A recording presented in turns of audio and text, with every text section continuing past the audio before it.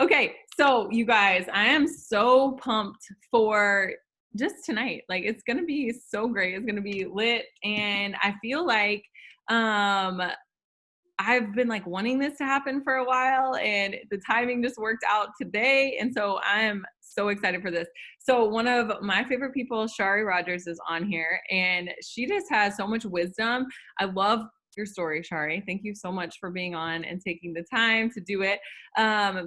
But I just kind of want you to start and share a little bit about your journey, whatever you feel led to share. But I always keep it real, so don't be afraid to speak your truth, your realness, 100%. After you just got done playing Jesus music, right? Okay.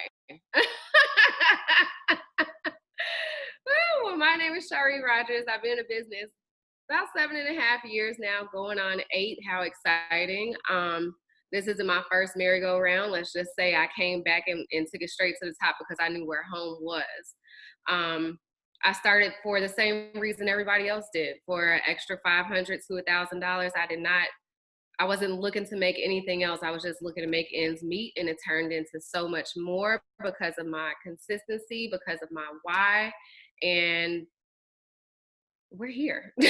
Now we're here, and I refuse to go back. Like, no, never, ever again. The journey is amazing, and all I can say is giving this business a year, just focused, head down, being committed, being driven, and just keeping that fire will take you straight to the top of this business. Even though some of you guys, it might be a year, it might be 2 years, but just that consistency is what's going to take you straight to the top. So yeah, I'm not going to ring y'all heads off about my background because I say the same thing on every Zoom. No, I love it. I love it. So I'm going to ask you a question because you said a couple of things that I love. So you said, give it a year of head down, committed work. What does that look like to you? Because I think that there's some people on here who've been in for over a year and they're like, but I'm not there yet. But their heads weren't really down. So I want you to kind of explain what that means to you. A year of sacrificing time with the kids, the date nights, the extra time. I've missed graduation parties. I've missed, my nephew's graduating high school. Like, I've missed a lot of stuff. I'm talking about a year, head down, working. Everybody gets one date night or 2 date nights a month. And when I tell you it's the family and the husband, listen, baby, I'm on this journey. And you already know, when I go hard, I go hard. Just give me time, help me out. And you have to have that conversation with your spouse. Like, they have to help you out because you are literally grinding your whole head off. So that's what it looked like. It looked like just sacrificing everything, my time, the date nights, spending time with the kids. And it was about 11 months. It was 11 months from distributor back to, from distributor to ambassador, because I've never been there before, but that's what it took. Just straight dedication, working with my team, just working my whole head off. Yeah, no, and I love it. I love like the realness of that, because I think sometimes it's like, oh, well, just work it when you can. And it's like we have to kind of treat it like a business to get paid like a business. And so for you, how do you feel like when you hear people kind of start to take their foot off the gas, or just feel it kind of shifting to where they're getting frustrated with the results? What's your best piece of advice? Find new blood. You have to bring in new people into your business, because there's always going to be somebody that needs this opportunity, that they're looking for the same thing that you started for. As long as you're bringing in fresh people, it's going to be people that are excited, people that need this opportunity. You've got to bring fresh people in every month. It's a reason our Steps to Success is there, because you're constantly bringing in the 3 and bringing in the 3, and then you're teaching those 3 to bring in their 3. If you're constantly teaching that and duplicating that, and your team is duplicating that, then I don't even know what else to say after that, because once you stop, your team stops. So you are the leader of your team, no matter if you have one distributor or 100 distributors. Once you have one distributor, you are the leader of your pack, and you are responsible for showing up and showing out and leading the way. Because if you're not leading the way, what are they supposed to look at? We're not point the fingers, do this, do that. No, I'm gonna show you what to do. I'm gonna show you how to do it. I'm gonna show you how the conversation went. I'm gonna screenshot it. I'm gonna copy and paste it in the chat, copy and paste it to your notes. Try this later. This is what you say. Send this in a voice message. Duplicate it. Duplicate it. Look, I'll keep talking. Go ahead. No, it's so good because it's like so.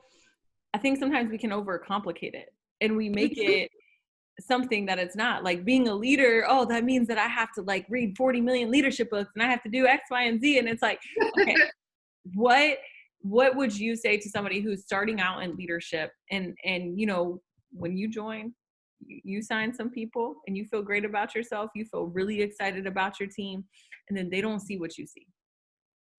What kind of leadership advice would you give to somebody who's feeling like, I don't know how to be a leader?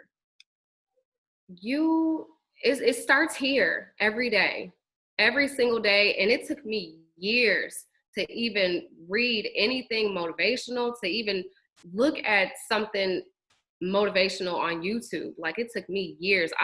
This time around in the business is totally different. Like my brain is in a whole different mindset. Okay. It's because I'm getting this together every single morning to where, look, once this is taken care of in the morning and I fed myself self-development, whatever book I might be listening to, because my brain can't read from a book anymore. I can listen to a book, or whatever YouTube I look at, your mindset should be set for the day, and nothing can penetrate your soul. All you can do is lead the people that want to be led, lead the people that show up every day and they're going and they're running, or even they might be walking. It's okay to walk and it's okay to run with your runners, but don't sit with your sitters. They'll come back, because guess what? You're going to keep going and you're going to leave them. And you can either get on or get off. And at the end of the day, it's all about you working with the ones that want this. And y'all might not have the same goals. They might have a goal of only making 500. You have a goal of making 5,000. A goal is a goal. They might be walking and you might be running. Walk with them. Work with them at their pace. They might show up every now and then. You make sure that you're there. Hey, sister, I got you. Where are we picking up at? But the people that you constantly have to drag and you are having to constantly check in on them and, hey girl, no, because a person that truly needs this opportunity or wants it, they're going to come knocking at your door like, hey, what do I do next? Hey, I need something fresh. Like, can you help me? Yeah. No, I mean, I'm just like, yes, exactly. And I think that part of the reason why so many people get caught up in this, like, oh, this leadership, it's like this big fancy word that intimidates people. But the reality of the day-to-day leadership stuff, what do you do that you would say are your most important leadership tasks? Like you've already said, copy and paste into the chat. Show them what I'm doing. Screenshot. Like what else would you say you do as like a leader so other people can realize that it's not that intimidating? Well, I would say, like, okay, just say it's just you and you have a new distributor, because now you're a leader. You're having to lead somebody and show them the way. So it's literally me showing the scripts. I'm copying and pasting the scripts. Here's the picture that I use. Here's what I say word for word. I'll wait for a response. Here's the next response I say. Like, I'm literally giving them step by step. I'm literally laying out my task and my goals every single day. And that kind of fuels up my new distributors. Every single morning, we're like laying out our goals. We're getting up 20 host posts. We're signing 6 customers. We're signing 2 DTs. And it just keeps going. And so all day, you know, I'm posting. It's like I'm challenging them as well. Like, hey, got a customer. Hey, I got a DT. Like, I'm steady throwing it in there. So they're like, God, dog, it almost makes them feel like, Jesus, I need to get to work. So when you're constantly leading and showing them like, this is what to say, this is what to do, this is the kind of language that I'm using. I sent the voice message because, you know, they can hear the sincerity in my voice. Just giving them all of the tips and the tools for how you're successful will help them become successful as well. You can't just leave them in the dark. Yeah, it's so good, so true. So what would you say? So I know this time around is different for you, has been different for you just from like a mental standpoint, but I think sometimes it's very easy to become dependent on the leadership systems that are in place, to become dependent on some things that already exist, instead of really taking the initiative to like create your own team chat or to have your own Zoom or to do your own thing. To somebody who feels like they're maybe they're not even aware, but they're depending so much on leadership or systems that are in place from a bigger team or an upline's upline or whatever, what would you say to them and how that's kind of like changed your business, kind of taking that ownership, you know? Because I think this is something that's not talked about a lot, right? It's Like, not. It's not. And some of my leaders are on here right now. And soon, like when we made ambassador, I had one big team chat for my whole downline. One big chat on Facebook. And as soon as we made ambassador, I was like, it is time for the leaders to leave the nest. You have got to lead your own pack. And look, they all here shaking their heads like, no, we don't want that. You got to take ownership of your own team. They need to, you know, they need to hear from you. They need to do calls and things and trainings with you. You need to own your own team. Like once you become, honestly, I feel like once you become diamond and up, you need your own chat with your own team, or your like start establishing that leadership and start leading the way and paving the way for your team instead of them looking up to everybody that's higher up in leadership and always, you know, looking for our calls and depending on us so much. You've got to take ownership of your team so that, you know, when they have questions, when they have issues, you can show up and they're looking to you versus looking to everybody that's higher up, because we're really busy. We are really busy. But it's all about developing yourself and becoming that stand-up leader and really just tapping in and being in tune with your people and the people that they're enrolling, like developing that relationship with the people that they're enrolling, and so on and so forth. You have got to do it. And if you don't, it's almost like they don't respect you enough because you're not nobody. We trying to hear from the big wigs. Bye. Like, no, no.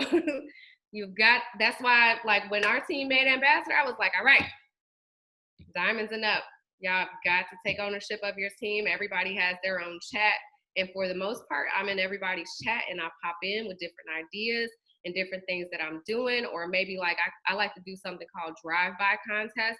It might just be for one chat. And I'm like, hey, whoever gets the most customers today will get a eyelash, I mean a eye a lash and brow serum, okay?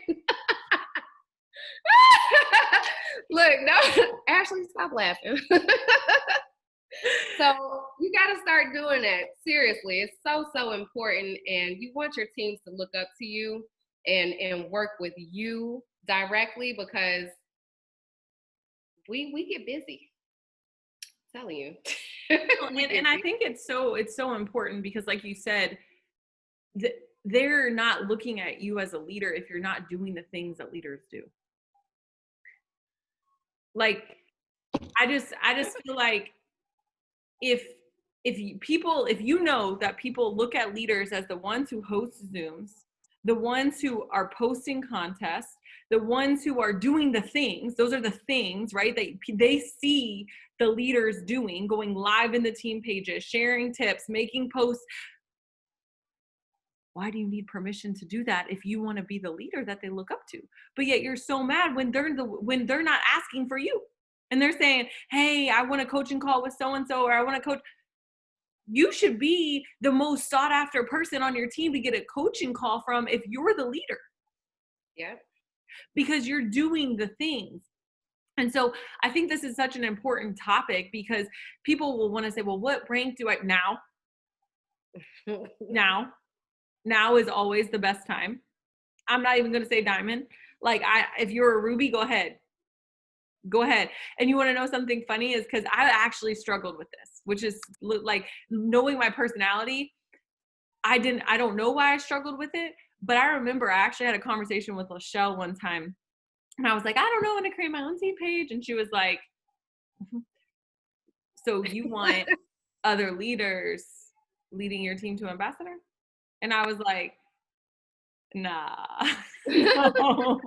No, but that's my question to you. Do you want other leaders leading your team to diamond? Do you want other people leading your team to that rank?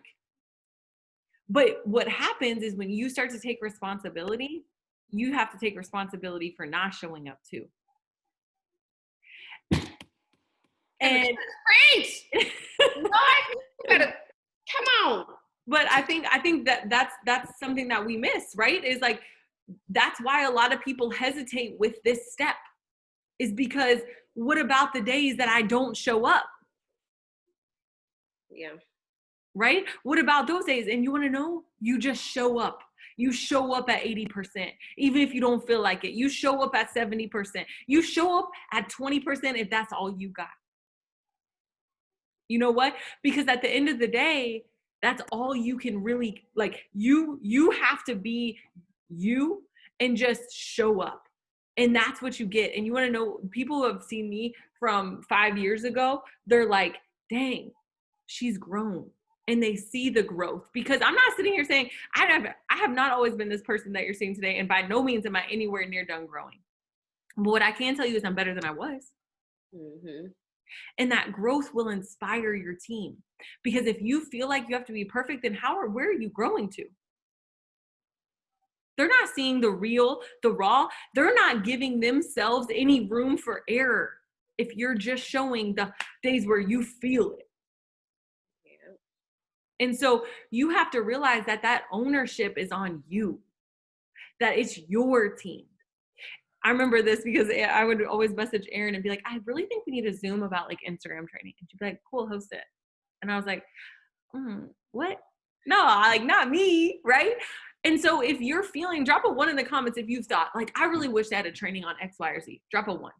If you felt that way, if you're like, I just wish they had a training on X, Y, and Z. Maybe you've even said that just about corporate, not even about our own team, your own personal team. Maybe you said, I just wish corporate would do this, this, and this.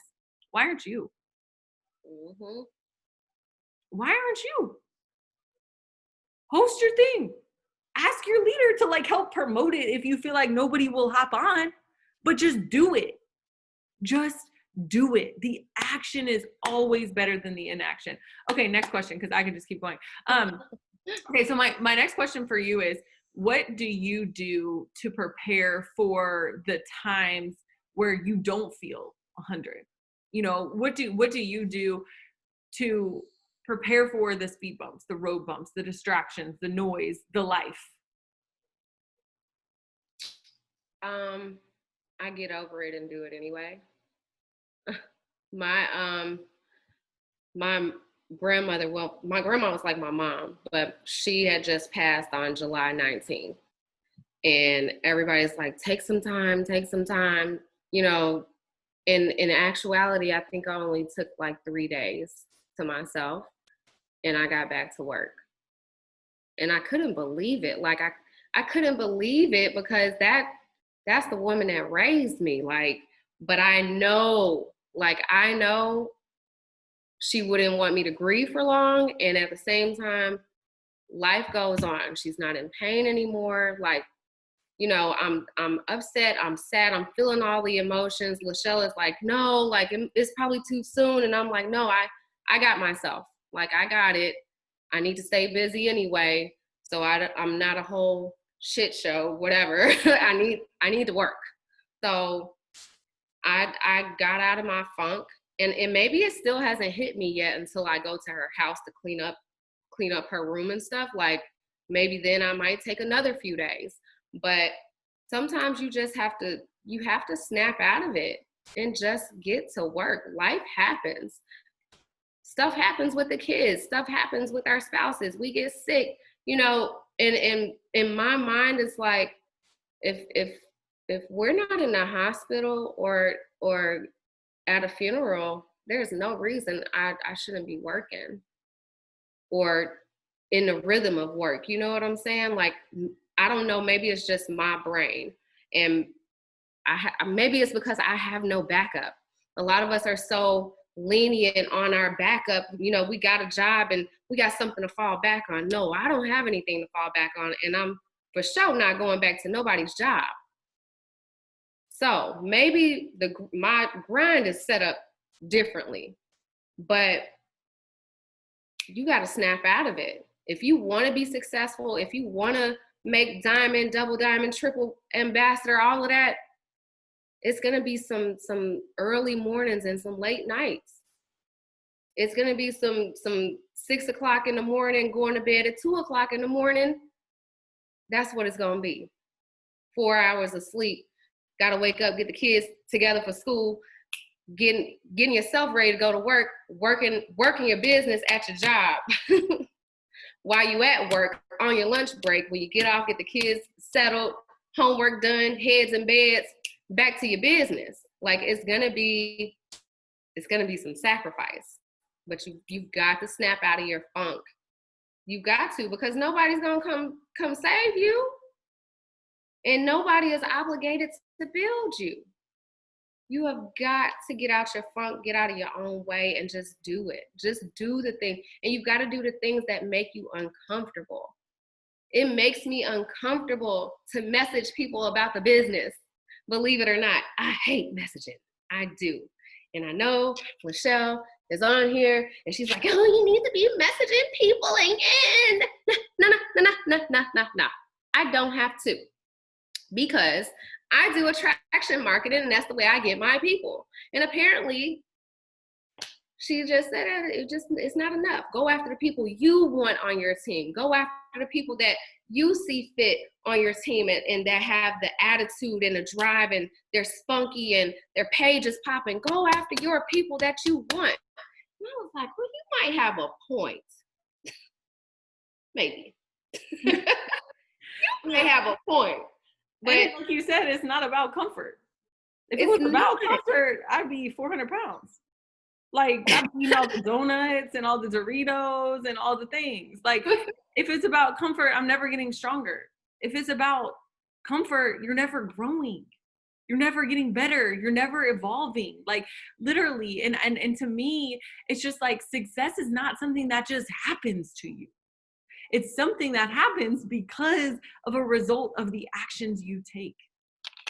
People who refuse to take responsibility are not going to be successful. Like, it's not a hard math problem to solve. Right?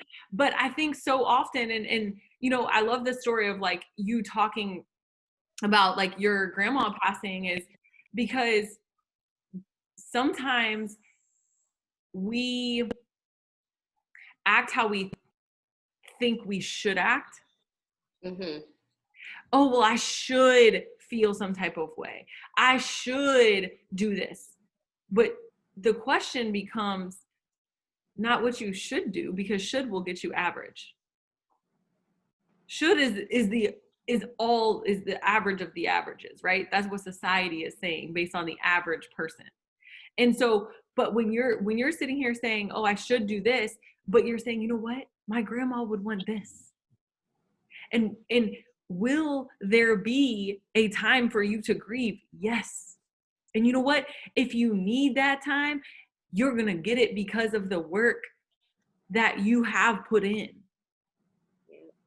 But I think sometimes that we reduce our thoughts to, oh, this is what is societally correct, or this is what the average person would do. But who wants to be average, right? Who wants to be average? And so based on that, and based on like your work ethic and what you put in, how do you lead other people who don't necessarily have that same work ethic naturally? You can only lead them as far as they want to go. You can only lead people as far as they want to go. Sometimes it takes some time to click in. Sometimes it becomes, some people just get stagnant and they just stay stuck. And sometimes it just takes some time for them to get out of their own funk. And you can't help somebody get out of their funk. They got to get out of that on their own. When you're ready, I am here. I'm ready to roll with you. What are we doing? Where's your chart? Like, let's figure this thing out. But you can only lead people as far as they want to be led. They can say they ready to roll, they ready to go to the top, they ready to do this and do that, but where's the action behind it? Talk is cheap. Show me some numbers. How many customers have you enrolled this month? How many DTs you enrolled this month? Show me. You can only take them as far as they want to go. That's it. But you can find the persons, the persons and the peoples. You can find the people. You can find the people that have the same mindset as you, that are ready to roll straight to the top with you. And they are in it to win it, head down, working, and they are showing up and their numbers are showing up. You will find them and they're like a needle in a haystack. But when you do, it's like striking gold. And you run with them straight to the top. And then before you know it, you didn't forget about the people that was stagnant, because you know they still there, but they on the sidelines like, God, dog, what did they do? They got to work. Mm-hmm. They showed up. They got up their 20 hosted posts, and they asked every person that got more than 4 comments on their hosted post, what do you think about making some money with this business? They enrolled their distributors. They got customers. They're enrolling 20, 30, 40 customers. They got to work. Yep. I love it. I love it. One of the things that I want to ask is, how do you go about setting goals? Because I think this is where some people struggle, because they set a goal, they don't hit it, and then they're like, I want to hit a realistic goal. I want to do something realistic. But going ambassador in 11 months isn't realistic. By normal people's standards, right? By average, it's like, oh, that feels unrealistic. So even with your next goals and your next dreams, they're probably not realistic to a lot of people. So have you kind of learned how to do that and keep your blinders on? But why? Why is it unrealistic? That's that mindset. That's telling you, your mindset is in the dumps if you're telling yourself you can't make ambassador in a year. Or if your goal is triple in a year, and that's where you want to be, but you keep doubting yourself. Fear and doubt, that's the devil right there, period. Because it can be done. It can be done no matter who's working, who's not working. It can be done. But you got to put some work behind those goals and behind that prayer. Yep. You got to put work behind it. It can be, you can get to wherever you want to get to in this business, and you can put a timestamp on it. My goal was to make ambassador in March. Honestly, did it happen? No. Did I get close? Hell yeah. Oh, we're going to keep pushing it. We're going to keep going and go harder the next month, and go harder the next month, and keep going. And I might not have hit it right then, but I was pushing harder than I was the previous month to hit it. And I kept going, and I pushed harder, and I kept going, and I pushed harder. And it takes a team effort. It's not just me. It's a team effort. But at the same time, it all fell back on that sacrifice, the date nights and the kids and I gotta work. Don't talk to me. We got 2 date nights a month. Listen, I see y'all on one of them 2 date nights, okay? Oh my gosh, I love it. I love it. And I feel like too that like why do we even need to set goals if they're going to be realistic? Because you can get a realistic life without even setting goals. Like if you really want people, if people are like, oh, like let me just set these realistic goals, like let me maintain. That's not a goal. That's not a goal, y'all. That's a stepping stone. What is your goal? Your goal has to be big enough to wake you up, to make you feel some type of way. Some of y'all, I was just talking to my leaders about this, some of y'all have stopped dreaming. So with 2020 being a very interesting year, with, let's call it a lot of noise, what have you done to stay focused, to not fall in distraction mode, to not feel like not to lose sight of what you really want? I honestly don't have an answer for that because it's very seldom I get distracted unless it's family stuff, like dying in the hospital stuff. I don't get distracted. I don't, because my goals and my why is so strong. I will never go back. When I say I will never go back, I will never go back to the hood. I will never go back to where I came from. It's so strong. I don't want it. Like, I'm comfortable now being a yes mom. I'm okay with that now. Like, I worked for this. This is what I wanted so bad. I will not go back to food stamps, Medicaid, WIC lines, food. I will not go back to that. Robbing Peter to pay Paul, overdrafting my bank account every week just to get by. No, I will not. That's what drives me every single day. I will not. I know what this business can do. I know what it's capable of. This comp plan is absolutely amazing. And I'm going for everything that's laid out. Why not? Why not? You got a job. You got a good job. I had a good job too.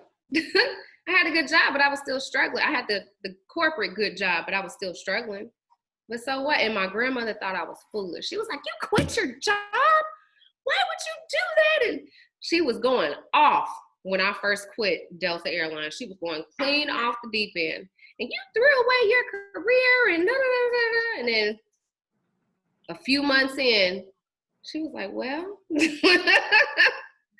I'm sure." And then in the end, I'm ended up taking care of her and all of her bills and her medicine and just everything. Like, it's just crazy. It's like, why not? Stop dreaming so small. Yeah. You have an opportunity in your hands like no other that is capable of what did Mark say? The comp plan can pay you $1 million a month or something like that. I'm trying to get to the million. Right. Okay, but I want you to kind of go back to that because you didn't touch on that on your like in your story at the beginning of just like, what do you think? Because I firmly believe there's two things, and I think the combination of these two things is the strongest. There's two things that motivate people and inspire them and push them, and it's fear, a healthy fear, not a paralyzing fear, but a fear, and a vision. Right? You have to have a little of both. Like I'm with you. Like I'm unemployable. Like bye. Like I'm unemployable. Like straight up unemployable. Like just sorry. Like I'll own a company. I'm gonna do whatever, but nobody is employing me. So there's that fear that you talked about of going back. But what do you think? Like you said, I don't get distracted. It's because that's so strong. But what do you think created that to be so strong? Like, was it the pain or is it your vision? Was it do you see what I'm saying? Because I think it's a lot of times it's a combination, but can you talk a little bit about some of the pain and then also some of your vision of where you want to go? It was the pain of just struggling. Like, y'all know what it's like to struggle. And I got tired of being a struggle parent. My life was not right for a long time. And it still might be a little bit off track, but we ain't talking about that. But it was just not right for a long time. And I just got so tired and fed up of just the public aid and they all in your business. Every time you in the office, you got to fill out every little detail, every little how much money you made. I just got tired of depending on those types of things. And at the same time, I got tired of slaving at a job where I'm working 12 hours a day and I'm still not making ends meet. It's dark outside when my kid get on the bus and it's dark outside when I get home. Like, what kind of life is that? I'm missing everything. I can't be at the school functions and stuff during the day or even after school because I'm still at work. And I'm a single mom of one kid. Of course, I want to be able to see her grow and, be at all these different functions. It just sucks so bad. And I was just honestly sick of that. I was sick of it, and I just knew it was more out here, and I just didn't know. I've always seen these type of opportunities online or on social media, and I honestly thought it was BS. And I was already broke, so when I stumbled upon the business, I was like, well, how much broker can you get?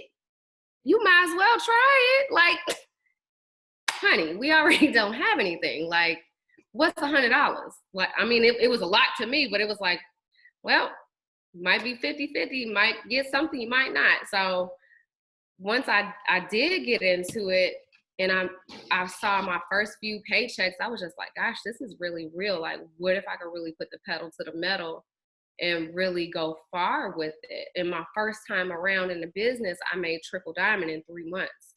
I quit my job at Emerald because I saw the vision was so strong. And as soon as I quit, I took off. That's when my grandma was calling me crazy. She was like, well, you only made $1,500. And I'm like, but I got it. I sound like a drug dealer. I got it. I'm about to flip it. And the vision just took over. Like, after that, I was just able to dedicate so much time, because even though I made Emerald in like 3 weeks, something crazy like that. But just being able to put the time into it after that, it took off. And I just honestly never turned back. Once I knew what this company could do and the comp plan,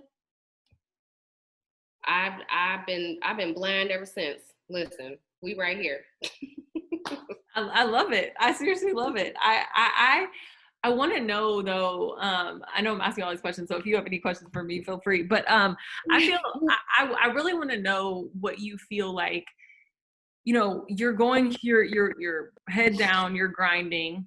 Sometimes I think people get caught up in this notion of worthiness, of feeling unworthy, especially if they haven't experienced success before.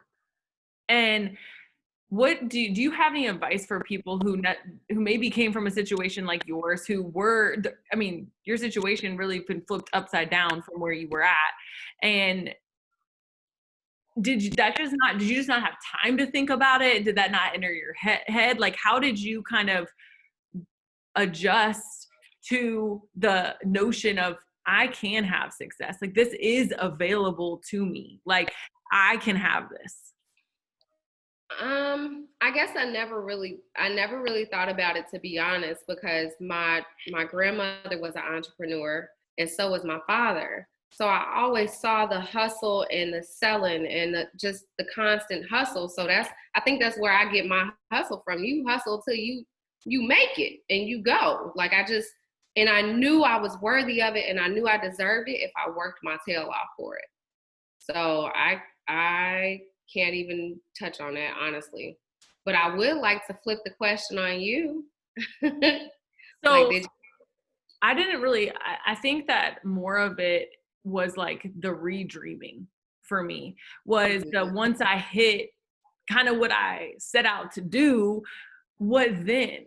What next? How do I keep growing? Because it's like, some of us are capped out at what we see, what we have seen for people we personally know. Drop a 1 in the comments if you feel like, like, I mean, I remember growing up, I'd be like, if I made $100,000 a year, like I'm rich, bro. Like I am making it, like, and I think that we cap ourselves out at a certain level that we personally see of success. Like, if we're not around people that we know who are actually, achieving that level of success, like maybe it's 60,000, maybe it's 250,000, maybe it's whatever, then like it almost feels like, okay, like it, and it goes beyond just actual income amount. It also goes to wealth. If we're just getting real deep here, if we're getting into like, okay, you can make a lot, but are you saving? Are you setting retirements? Do you have 401k? Like, you know, like your mindset for all of that is what you see until you really start to do it. And so part of it was, who am I spending time with? Like, I had to get my mind out of the $250,000 a year is rich. Like, it's actually not. And I think understanding, yes, and like thinking that like, oh, the people who are really rich must have screwed somebody, or the people like the unethical piece of things that can come with some of people's views of people who are successful. So when it shifted was when I actually just started, and this recently has actually happened to me, is understanding that my success is like an obligation. It's a moral obligation. Like, I'm just as obligated to be successful as I am to not steal money from the bank. Like, because if I'm out here, I'm not meant to not be successful. Like, I'm not meant to do average things. I'm not meant to work based in my feelings, right? And I think that a lot of times, like, if we view it in the same regard as being successful, and success means different things for different people, y'all. I'm not talking about the amount of money you make, okay? Because that is not necessarily success for some people. But what I am saying is that if you start viewing it in the same way you view being a parent, how important it is for you to be an A+ parent, how important it is, and that's like an obligation for you. Like, that is it, right?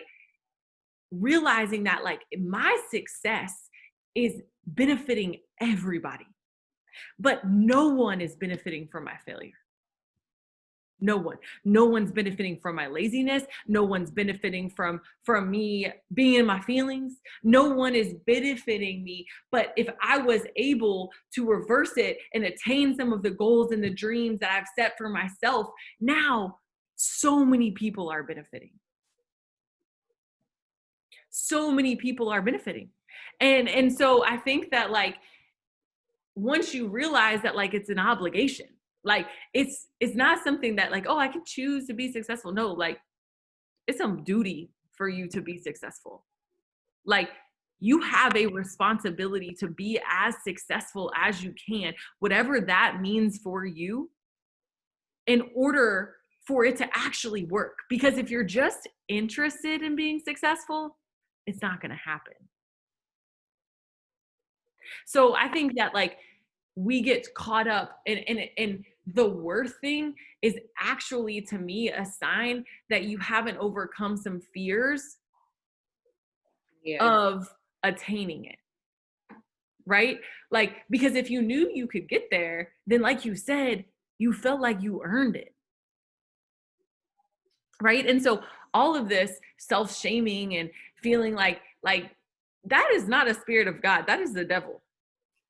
That is the devil. If somebody's, if you, I don't deserve, life ain't deserves. Look at all the bad things, the good things. It's not about that. It's not, it's really not. So let's stop making it about that and just making it, what can you do next? Let's do the next thing. Next. Mm-hmm. And go that way. So I know that was like long-winded, but. No, it wasn't. That was great. What are you talking about? Okay, what is one thing you wish you knew when you started? One thing I wish I knew. One thing I wish I would have took heed of was just to ask. I wish I would have took that advice a little bit earlier. Just to ask. And closed mouths don't get fed. If you don't ask, the answer is always no. Yes. Being an entrepreneur, it's like, it's your business. It's gonna thrive if if you push it. But if you don't ask, the answer is always no. You can't just wait on people like, hey, here I am. Here's my business. Buy from me. And join my team. Yep. You can't. You have got to ask people. You cannot wait. I wish somebody would have sat down and instilled that in me the first day, and I would have just took it and tried it and got over myself and got over my fears, because successful business owners aren't scared of anything. Yep. That's so good. They're not scared of anything, any nothing. Well, here's the thing. I'm gonna reframe that, because I think they are scared. They just don't choose to act in the fear, right? Like, I mean, there's stuff like I'm successful. It's like I get scared. Like you said, you get scared to message people, but like we do it anyways. Like I the don't fear like it, but I do it. Right, right. And there's still some fear. It doesn't mean that I'm not scared. I wasn't scared to take a risk. I wasn't scared to do this, but I was willing to bet on myself. I'm willing to say, you know what? What's the trade-off? I might be scared, but what's the trade-off? I was scared to have kids. I was scared to get married. I was scared to do a bunch of things that the trade-off, when I looked at what the payoff could be, it made more sense to do it scared than to let the fear rule. Gosh, I wish I would have known that. Yeah. That's a really good answer. Somebody asked, what are you reading right now? What have I been reading for the past 3 months? I've been trying to get through it. Hold on. Girl, move on. That book ain't for you if you've been trying to read it for 3 months. That ain't for you. I'm reading Relational Intelligence. It's not the season you need it. You'll come back to it, but I be busy, girl. I be busy, but some mornings I just let it play and I just listen to it, and then I go and take notes like, oh, that's good. I go back and review my notes. But that book is really, really good about relationships and things. It's really teaching me a lot. My husband's like, oh, that man is right. He surely is. It's really good. I love it. Yeah, that book is good. I'm just going to add to that, because I've been thinking about that question about what is one thing that I wish I knew. And my answer sometimes is different depending on what I feel like maybe I'm currently learning, or things that would have helped me. Because I think once we learn things, it's like, dang, I wish I would have known that earlier. Dang, I wish I would have known that earlier, right? But when you know better, you do better. But one thing that I think can apply to a lot of people, and I didn't realize how often I did this, and even sometimes I'm still guilty of doing this, is not playing the victim. It's not playing the victim. And I'm speaking to everybody on here, because at one point in your life, and you still are probably doing it to some degree, you're playing the victim. And good things don't happen to victims. Bad things happen to victims, right? They actually happen quite frequently. If you ask a victim, they'll be happy to tell you. That's how you recognize them, right? But the people who embrace the victim position will just gladly go on and tell you about how they had nothing to do with their bad breaks and their misfortunes in life, right? That are seen time and time throughout their life, and they're kind of recurring. But you see the consistent factors in victims, right? You see the fact that bad things happen to them. Bad things happen to them often. They're always involved, and somebody else is always to blame. And I think when you kind of just take that complete ownership of knowing that, like, actually, I always have a role in this, no matter what it is. I'm going to be honest with you. When I started taking a crazy amount of responsibility, that's when my business started to change. And when I've seen fault in my business, it's when I got lazy in this area. And when I started to feel entitled, when I started to feel these thoughts of somebody owes me something, or I shouldn't have to do certain things, or whatever. And you guys, these thoughts that do not mean you're a bad person. They creep in you. They creep into you. It is not because, oh, you choose to be selfish. I'm just going to go ahead, and nobody wants to be selfish. Nobody wants to feel these things. But if you're not aware that they're creeping, they come. They come. And so you have to do a constant self-evaluation of, are you playing the victim? Right? Are you assuming that you're not part of the problem? right? And taking that action to change it, right? Taking the action, and sometimes taking so much action that you're actually creating more problems for yourself. Right? You're actually creating, that's a good thing. That's that's what we do as entrepreneurs, right? We're creating more business. Guess what happens? When I have more customers, I have more people to take care of. That's a problem. It's a good problem. You guys see what I'm saying? But how are you looking at it? How are you looking at, oh my God, I don't have enough time. I don't have this. You don't have enough time because your business is flourishing, because everybody's responding to you because of all of these things. But how many of y'all in the past week have used the word overwhelmed? Drop a three. Drop a three.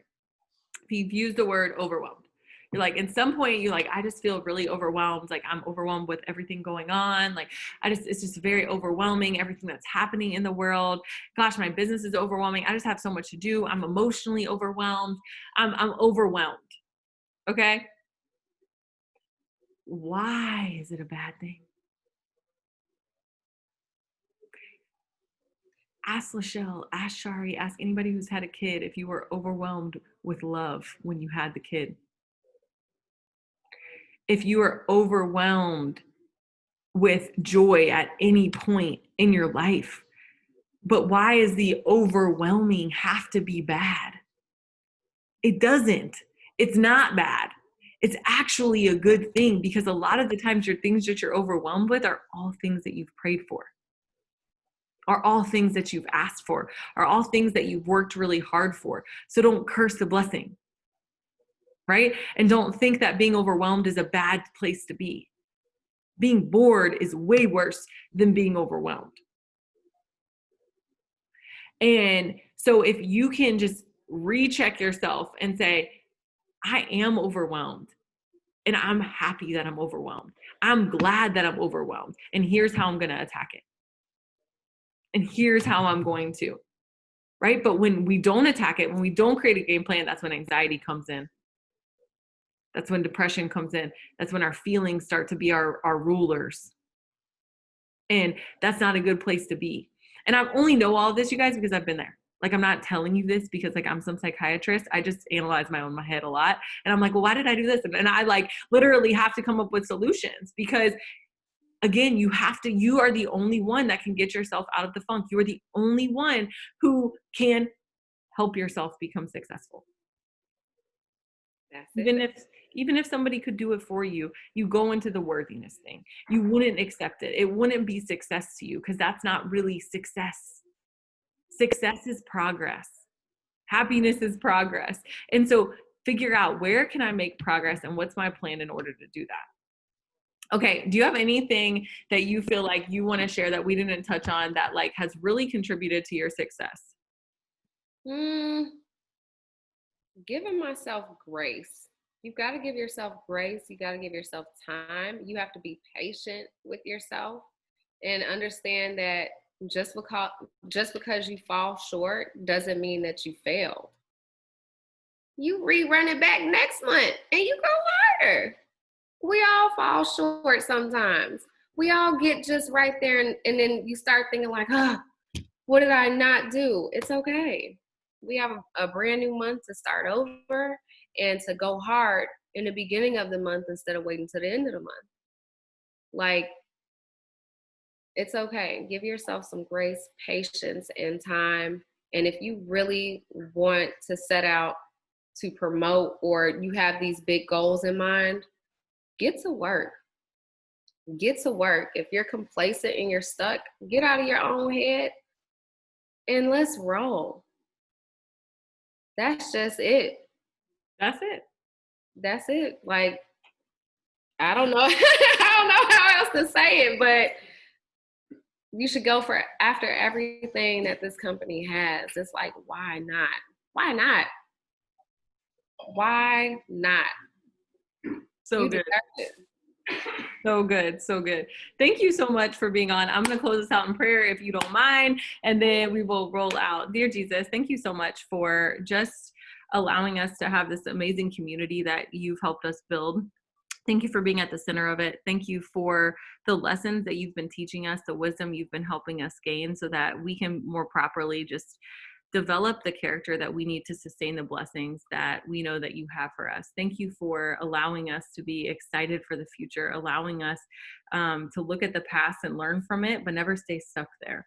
We know that what you've done already is so amazing, but we're so excited about what you're going to do. I ask just a special blessing over Shari's business, and just grateful for her that she took the time out tonight just to be an amazing leader and pour into other people.